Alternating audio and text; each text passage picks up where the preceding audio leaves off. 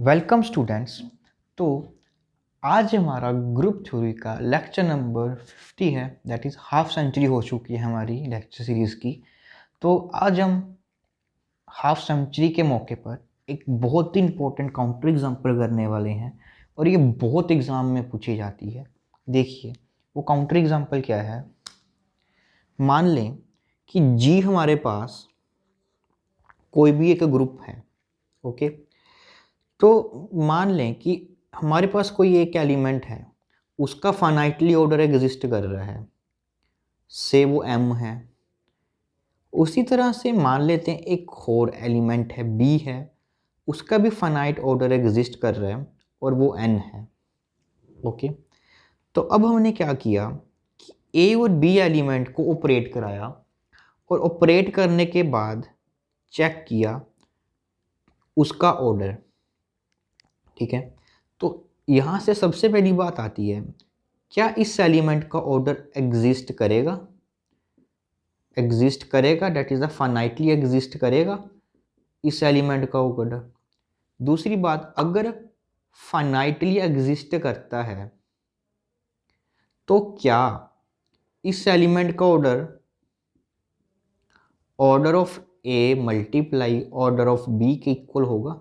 मतलब कि अगर हम ए की जितना ऑर्डर है उसको जितना बी का ऑर्डर है उससे मल्टीप्लाई कर दें, क्या हम ऐसे कर सकते हैं?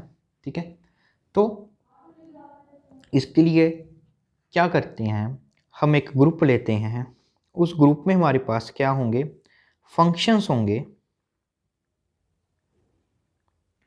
Real to real. ठीक है, और सभी के सभी जो हमारे पास ये फंक्शंस हैं एफ, वो क्या है? 1 1 एंड ऑन टू फंक्शंस हैं। तो ऑपरेशन क्या अप्लाई करते हैं हम इस पर? That is composition.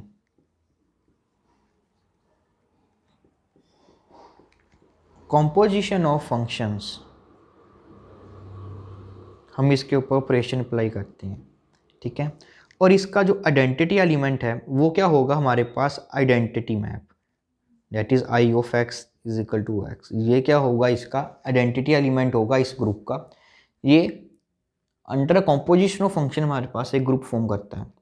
ओके, तो देखिए इसमें मैं एक एलिमेंट लेता हूँ, से ए एलिमेंट लिया हमने, इसके एलिमेंट क्या होंगे? फंक्शंस होंगे। ठीक है, that is f1 of x which is equal to -x।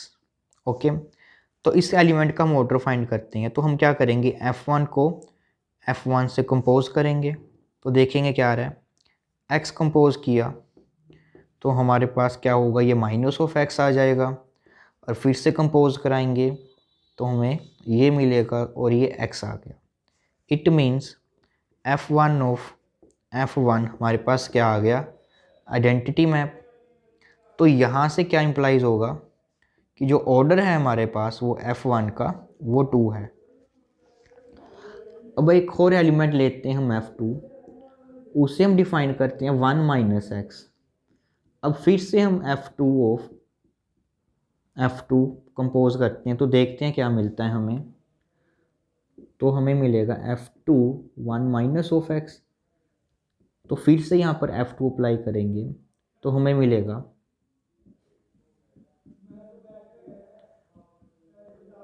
और हमें ये मिलेगा और ये हमारे पास x आ गया। इट मीन्स जो f2 ऑफ f2 है हमारे पास वो हमें मिल रहा है, ये आइडेंटिटी मिल रहा है। तो यहाँ से भी हमारे पास f2 का जो ऑर्डर आया वो भी 2 आया। अब हम क्या करते हैं? f1 को कंपोज कराते हैं f2 पे, तो देखते हैं हमारे पास क्या एलिमेंट होगा। तो देखिए यहाँ पर हमने x ऑपरेट किया तो f2 ऑपरेट होगा, दैट इज़ 1 - x होगा। फिर f1 ऑपरेट करेंगे, f1 इसका नेगेटिव कर देगा तो हमें मिलेगा -1 + x, that is x - 1। Okay, तो मैं इसे f1 f2 लिख लेता हूँ। तो अगर हम इसका अब देखेंगे, स्केयर करते हैं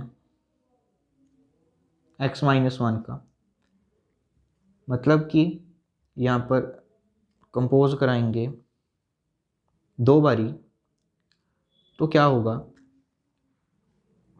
सबसे पहले अगर हम इसको कंपोज कराएंगे तो हमें मिलेगा x-1। अब फिर से इसके ऊपर हम कंपोज कराएंगे, x किस में चेंज हो जाएगा, x-1 में, तो ये हमारे पास बन जाएगा x-2। इस तरह से अगर हम इसको कंपोज कराते जाएंगे, एक और कंपोज कराएंगे तो x-3 बन जाएगा, x-4 बन जाएगा। इट मीन्स ये कभी भी हमारे पास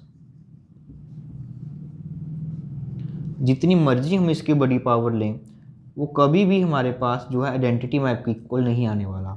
तो इसका मतलब जो f1 और f2 है उसका जो ऑर्डर है हमारे पास वो फाइनाइटली एग्जिस्ट नहीं किया।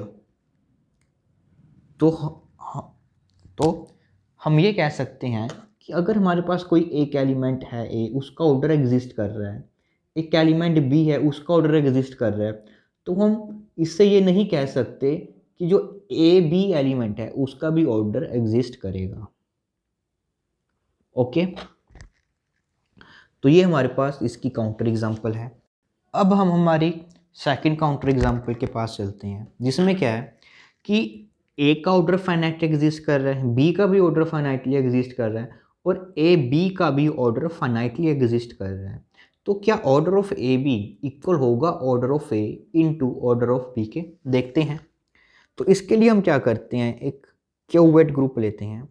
इसमें एलिमेंट्स कैसे होंगे हमारे पास, पॉजिटिव नेगेटिव 1, पॉजिटिव नेगेटिव आटा, पॉजिटिव नेगेटिव जे, पॉजिटिव नेगेटिव के।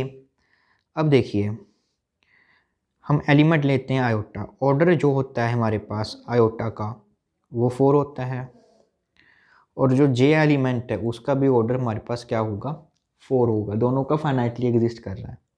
अब इन दोनों को कंपोज कराते हैं आयोटा इंटू जे को। अब इनको कंपोज कराते हैं तो क्या मिलेगा, के।